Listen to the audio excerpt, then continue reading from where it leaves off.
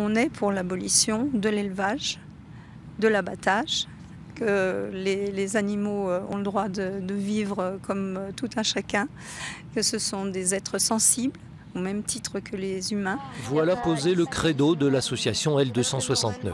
Ici, à Cuiseaux, les militants ne sont qu'une poignée. L'abattoir est un gros employeur et sur ce sujet, on est plutôt discret.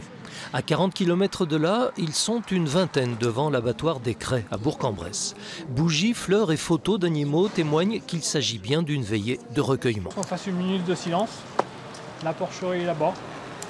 Parmi ces militants, jeunes pour la plupart, on remarque vite un personnage atypique. Renseignement pris, c'est un véritable pionnier de la cause. Je suis végétarien depuis 1967. À la différence des jeunes, je l'étais devenu pour raison de santé. À l'époque, les jeunes, maintenant, c'est pas éthique, c'est mieux.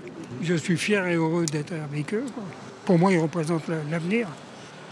Un monde plus humain, quoi.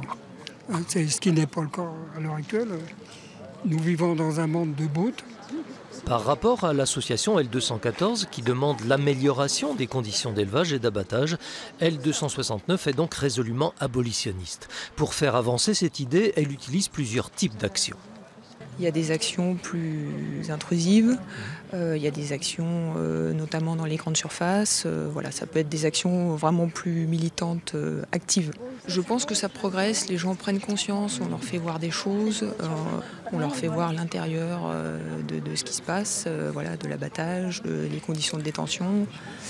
Toute action a besoin de militants.